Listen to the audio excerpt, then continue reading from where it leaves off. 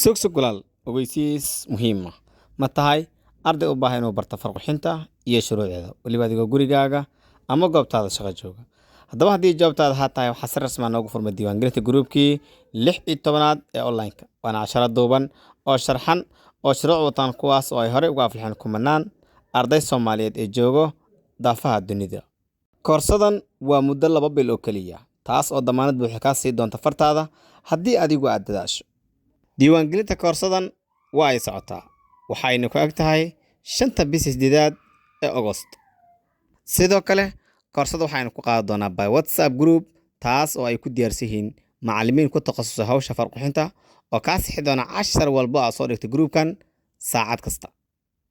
Haddaba si aad isaga diiwaangeliso koorsadan waxa aad la xiriiri kartaa lambarkan kaaga muuqda shaashada WhatsApp ama callti adiga ku fududba. Sidoo kale haddii aad u baahan tahay farqixinta aad ku barato si offline ah waxa aad booqataa xarumaheena Muqdisho gaar ahaan isgoyska baar waxa degmada Halwadaag iyo sidoo kale isgoyska Taleex gaar ahaan ka soo horjeedka iskuulka Al-Cimra ama maqaayada cadaan dhabarkeeda daba.